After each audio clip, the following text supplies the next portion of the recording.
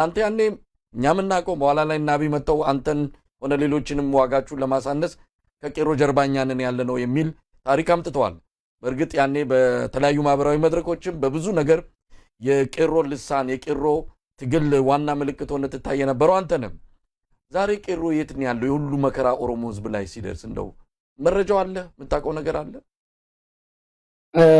በቄሮና በኦሮሞ ታጋዮች ላይ እኮ ጦርነት ከተከፈተ 6 ዓመት አት ሚኒመም 6 ዓመት አብይ መጀመሪያ መምታት የጀመረው መጀመሪያ በተለይ ደግሞ የኢትዮጵያን ካባት ለብሶ እኛም ጥሩ የሆነ ሌላውን ለማስረዳት በቂ ጊዜም አልነበረንም፣ በቂ ስራም አልሰራንም። ከዛ የተነሳ የኢትዮጵያን ካባ በመልበስ የቄሮን አስፈሪ ሰይጣናት መስሎ በማቅረብ ከ2018 ጀምሮ ከ2019 ጀምሮ ከፍተኛ የስቴቱ የሀገር መንግስቱ በትር መጀመሪያ ያረፈው በእኛ ላይ ነው፣ በቄሮ ላይ ነው።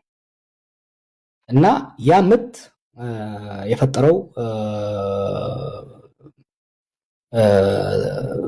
እንትን ትራውማ የፈጠረው ያቅም መዳከም ቀላል አይደለም። እሱን አምነን መውሰድ አለብን። ለዛ ነው ላለፉት አመታት ራሳችንን መንግስትን መገንባት ነበረብን። ዝም ባልኩበት ጊዜም አንዱ ስንሰራ የነበረው ቄሮ አሁን በመንግስቱ ውስጥ የገባ አለ ስራ መስራት ስላለበት ለሚቀጥለው ለውጥ ራሱን ለማዘጋጀት በየቦታው የገባ አለ። በተለያዩ ተቋማት ውስጥ ጫካ ያለ በመሩ አመራር ስር በእስር ቤት ያለ አለ። የተገደለ ደግሞ በጣም ብዙ ነው። ኦፍ ኮርስ እድሜውም ሄዷል። እንግዲህ 7 ያኔ 17 የነበረ ዛሬ 24 ነው። ዛሬ ያኔ 25 የነበረ ዛሬ 30 ምናምን ነው። አዛውንት ነውና ከስርም እየወጣ ያለ አለ። ሆኖም ግን አሁን የሚደረገው ትግል በቄሮ ብቻ የሚደረግ አይደለም።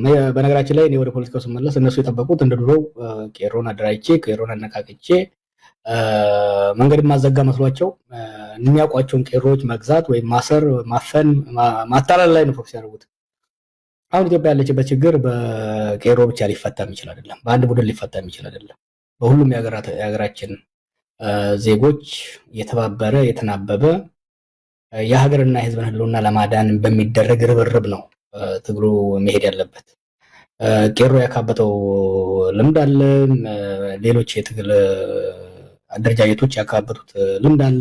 ከሌላ ሀገርም ያለን ልምድ በማቀናበር ለውጥ ለማምጣት ብቻ ሳይሆን ያንን ለውጥ ደግሞ ከዚህ በፊት እንዳደረግነው ለውጥ አምጥተን መተው ሳይሆን ያንን ለውጥ በባለቤትነት ለስኬት ሽግሩን ለስኬት 3 ነገር ለማድረግ ሀገርን ከመፈራረስ ለመታደግ በአብይ አገዛዝ ዘመን የተፈጠሩ ቁስሎችን ለመጠገን ለማጠገግ ከዛ በኋላ ወደ ዲሞክራሲያዊ ስርዓት ለመሸጋገር መረባረብ ያስፈልጋልና ቄሮ አለ፣ ልምዱ አለ፣ ሰዎቹ አሉ በዛ ትግል ውስጥ የተረባረቡ ቤትም ቦታ ቢሆኑ ልባቸው ከህዝባቸው ጋር ነው።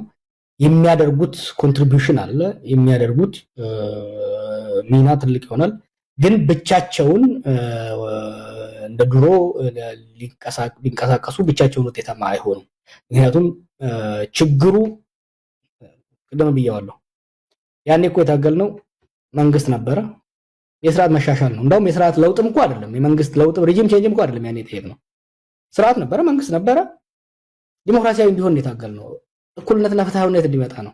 ዛሬም ያለው ግን መንግስት ተዳክሞ ተመናምኖ አቅሙ በጣም ስለተመናመነ ሀገር በጣም ስለተዳከመ በአንድ ወገን የሚደረግ ትግል ሀገርን ሊታደግ አይችልም። በመተባበር በመናበብ በመደማመጥ ነው።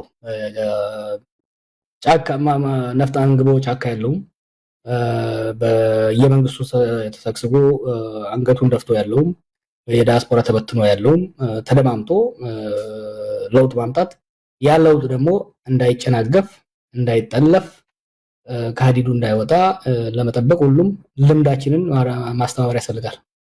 ጆር ምናልባት ከቄሮ ጋር በተያዘ አንድም ያው አንተ ጭቆናው ወይም በትሩ ስላረፈበት ነው አልክ። ግን ከዛ ባለፈ የኛ ልጆች ናቸው ቤተ መንግስት የገቡት የሚሉ አስተሳሰብ በህወሓት ዘመን ጭቆና እንዳለ እያወቁ ኢፍታዊነት እንዳለ እያወቁ ነገር ግን የኛ ልጆች ናቸው ቤተ መንግስት ያሉት የሚል በእንደዚህ አይነት ምክንያት ብቻ ሌላው ደግሞ የጥቅም ተጋሪም በመሆን ለምሳሌ በብዙ ቦታዎች ላይ ወጣቶችን ከሌላው በመንጠቅ ምንድነው ሀብትና ቢዝነስ ውስጥ በማስገባት ረገድ አባብሎ ይወሰዳቸውም አሉ። ስለዚህ በእነዚህ ምክንያቶች ናቸው። ይሄ ደግሞ ከምንም በላይ የኦሮሞን ትግል ጎርቶታል የሚባል ነገር አለና እንደው ይሄም ነገር ተጽዕኖ ፈጥሯል። ቄሮዎች የኛ ልጆች ናቸው ቤተ መንግስት ያሉትና ችግራቸው ይስተካከላል ነገ ከነገ ወዲያ፣ ከቤተ መንግስት ግን ማፈናቀል የለብንም የሚል ከነ ችግሩም ቢሆን የተቀበሉት የቄሮ ወጣቶች አሉ። በጣም ጥቂት ናቸው እንደዛ የሆኑት። መሳይ ፌር እንሁን፣ አብይ ኦሮሞንም ኢትዮጵያን አይጠቅምም ብሎ መጀመሪያም ያለው እኮ የኦሮሞ ቄሮ እኮ ነው። ከ2018 መጨረሻ አካባቢ ጀምሮ በተለይ 2019 ላይ ወደ አመጽ የተመለሰው ከዛ በኋላ ነፍጣን ግድቦ መሮ ጋር ሄዶ የተደራጀው የኦሮሞ ቄሮ እኮ ነው። መጀመሪያ ላይ ለማን እና ገዱን ተማምኖ ለውጥ ይመጣል ብሎ አስቦ ነበር። አብይን በሰስፒሸስ ላይ የተቀበለው ግን እነ ለማ ኢንዶርስ ስላደረጉት ኦኬ የሚል ስቲኒዮ የሚል አይነት አመለካከት ነበር። ግን እዛ ሀገር ውስጥ ቱ ቢ ፌር ከማንኛውም ማህበረሰብ ክፍል ቀድሞ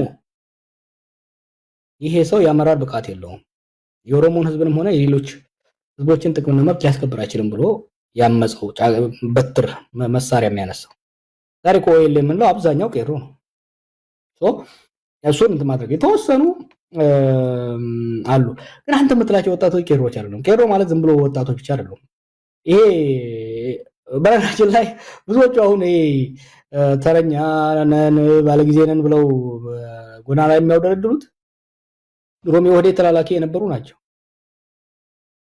ድሮም የደህንነት መስሪያ ቤቱ ኢንፎርማንት የነበሩ ናቸው። አይ ካን ኔም ኔምስ። የቄሮ ትግል አካል ሆነው ከዲያስፖራ የተመለሱ የተወሰኑ አሉ። ተሳክቶላቸዋል። ከዲያስፖራ የተወሰኑና መሳብ እነሱንም ራሱ ተጠቅሞባቸው እኛ ላይ ያዘምቷቸው ተፍቷቸዋል። አሁን ጊዜ የሉም እነሱ። ሀገር ቤት ግን በሚገርብ መልኩ ይሄ ስርዓት የኦሮሞን ህዝብ ይጠቅማል ብለው የተገዙ በጣም ጥቂት ናቸው። ሆኖም ግን ካለው የኑሮ ውድነትና ካለው የሀገራችን ኢኮኖሚ ቻና አንፃር ጎንበስ ብሎ ስራ ይዞ ተመሳስሎ የሚኖር ብዙ አለ። ተመሳስሎ የሚኖር ይሄ ስርዓት ግን የኦሮሞን ህዝብ ጥቅም ያስጠብቃል ብሎ ያሰበ በጣም ጥቂት ነው። ይኸውልህ ፌዙ እኮ ነበረ ወደ ኋላ ለማ የኦሮሚያ ፕሬዝዳንት በነበረበት ወቅት በተወሰነ ደረጃ ቄሮዎች ወደ መንግስት ገብተው ነበር። ለማ ከኦሮሚያ ከተነሳ በኋላ የማስወገድ የመመንጠር ስራ ነው የተሰራው እና መልሶ ከዛ በፊት አሮጌ ኦህዴድ የምንለው መልሶ የመሰክሰክ ስራ ነው የተደረገውና አሁን እነሱ ብዙዎቹ አሁን ቄሮ የሚመስሉት ከተማን የሚያጣብቡት በየመናኸሪያው ሰው ሲዘርፉ የነበሩ የትግሉ አካል ያልነበሩ ኢንፋክት በደህንነት መስሪያ ቤቱ ስር ተደራጅተው ሰው ሰልፍ ሲወጣ ሰውን ሲደበድቡ ሲበጠብጡ የነበሩ ልጆች ናቸው። አሁን በወጣት ስም ወይም በቄሮ ስም የሚታዩት አብዛኛው ቄሮ ግን ወደዛ አልተቀላቀለም። ኢንፋክት አብዛኛው